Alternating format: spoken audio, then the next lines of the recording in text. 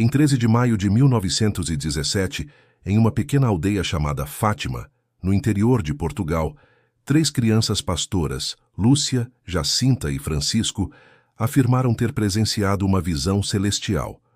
Uma senhora mais brilhante que o sol apareceu diante delas, flutuando sobre uma azinheira vestida de branco, emanando uma luz intensa e acolhedora. A princípio, ninguém acreditou nas crianças. Mas à medida que os meses passavam, multidões começaram a se reunir no local, guiadas pelos relatos dos meninos e por fenômenos inexplicáveis. Entre maio e outubro daquele ano, 6 aparições foram testemunhadas. A cada mês, a entidade prometia retornar, revelando às crianças mensagens cada vez mais enigmáticas.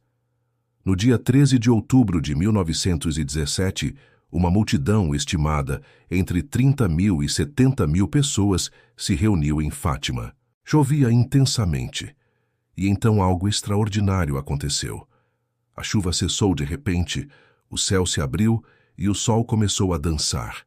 Ele girava sobre si mesmo, emitindo luzes coloridas, mergulhava em direção à terra e voltava ao seu lugar. Muitos relataram ter visto roupas secarem instantaneamente e ficaram cegos momentaneamente com o brilho. Esse fenômeno, hoje conhecido como o Milagre do Sol, foi reportado por testemunhas de diferentes credos, jornalistas, céticos e religiosos. Mas o que chamou ainda mais atenção foram os chamados 3 segredos de Fátima, mensagens transmitidas pela aparição às crianças que seriam reveladas em tempos distintos. O primeiro segredo era uma visão do inferno.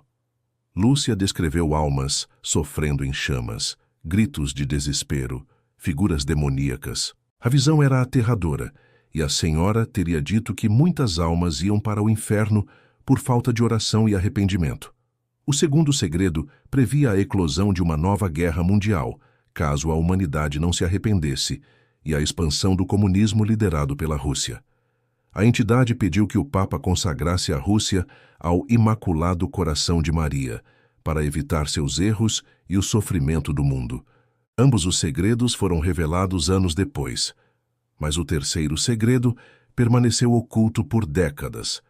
Lúcia, que se tornou freira, escreveu o segredo em uma carta lacrada, que foi enviada ao Vaticano com a instrução de que só poderia ser aberta após 1960. Quando esse ano chegou, o Vaticano se recusou a divulgar o conteúdo.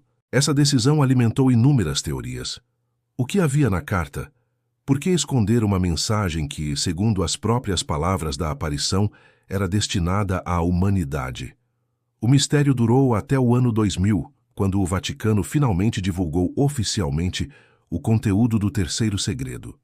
Segundo o documento publicado, a visão mostrava um bispo vestido de branco, atravessando uma cidade em ruínas, com cadáveres pelo chão. Ele sobe uma colina e é morto por soldados, junto com outros religiosos. A cena parecia simbólica, mas muitos acreditaram que o Vaticano não revelou o segredo completo. Um dos principais argumentos era que o texto divulgado não continha nenhuma mensagem direta da aparição, ao contrário dos 2 segredos anteriores. Era apenas uma descrição de uma visão. Onde estava a explicação? A interpretação? A profecia? Especialistas em Fátima, teólogos e até cardeais afirmaram que o verdadeiro conteúdo poderia conter previsões catastróficas para a Igreja, como sua corrupção interna, uma futura apostasia ou mesmo a destruição do Vaticano. O próprio Papa João Paulo II, que sobreviveu a um atentado em 1981, relacionou o terceiro segredo ao ataque que sofreu. Mas a ligação parecia forçada. Afinal, ele sobreviveu, e a visão falava de um Papa sendo morto. Além disso, a própria irmã Lúcia teria confirmado em entrevistas anteriores que o segredo era de difícil compreensão, continha palavras da Senhora e estava ligado ao fim dos tempos. Em cartas privadas, Lúcia sugeria que o castigo da humanidade viria de dentro da Igreja. Essa frase ficou ecoando por décadas. Outra teoria amplamente debatida é a de que o verdadeiro terceiro segredo previu uma grande apostasia, um abandono da fé no seio da própria Igreja. Alguns estudiosos apontam que, após o Concílio Vaticano II, Houve uma mudança drástica na doutrina, nos rituais e na abordagem da fé católica. Teria sido essa mudança uma consequência da profecia ou uma tentativa de impedir seu cumprimento? Há quem diga que o segredo falava de uma falsa igreja surgindo dentro da verdadeira, de cardeais contra cardeais, bispos contra bispos e de uma grande escuridão espiritual cobrindo Roma. Essas palavras nunca foram oficialmente confirmadas, mas surgiram em documentos apócrifos atribuídos à própria irmã Lúcia. Outra pista inquietante vem do cardeal Mário Luigi Sciapi, teólogo pessoal do Papa João Paulo II. Em carta privada, ele escreveu: "No terceiro segredo se prediz, entre outras coisas, que a grande apostasia na Igreja começará pelo topo." Essa frase abalou estudiosos do mundo inteiro. Estaria o Vaticano protegendo sua própria estrutura ao ocultar parte da mensagem de Fátima? O jornalismo investigativo também mergulhou nesse mistério. Em 2000, o vaticanista Antônio Sotti começou uma investigação independente. Após entrevistas com fontes internas, ele concluiu que 2 documentos distintos existiam, um com a visão simbólica e outro com as palavras reais da aparição.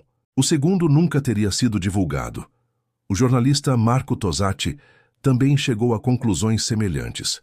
Para muitos, o segredo ainda está escondido, talvez em cofres nos arquivos secretos do Vaticano. Há até quem acredite que os últimos papas nem sequer leram o texto completo. Enquanto isso, Fátima se tornou um dos maiores centros de peregrinação do mundo. Milhões de fiéis visitam o santuário em busca de cura, esperança e sinais divinos. Mas o mistério permanece. O que a Virgem realmente disse? Por que o Vaticano hesitou tanto para divulgar o conteúdo? E o mais importante, por que, mesmo após a divulgação, tantos ainda acreditam que a verdade foi omitida? O século XX foi palco de guerras, genocídios, regimes totalitários e escândalos religiosos. Teria o segredo previsto tudo isso? Ou estaria ainda por acontecer o verdadeiro evento descrito na profecia?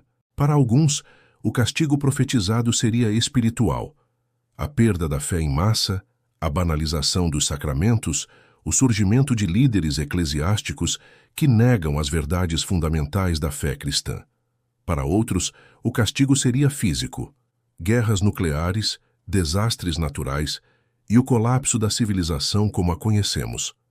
A irmã Lúcia faleceu em 2005, após passar décadas em clausura. Seu silêncio, embora respeitado, também foi motivo de suspeita. Muitos dizem que ela foi pressionada a não falar. Outros acreditam que as entrevistas públicas foram cuidadosamente manipuladas. Em tempos modernos, onde a transparência é exigida das instituições, o segredo de Fátima continua sendo uma sombra sobre o Vaticano. A ideia de que uma mensagem celestial foi mantida em sigilo, possivelmente por conter verdades incômodas, é perturbadora. Mas talvez ainda mais perturbador seja imaginar que o segredo foi revelado e simplesmente ignorado. Afinal, o que fazemos com uma profecia que nos avisa de uma destruição que podemos evitar, mas escolhemos não ouvir?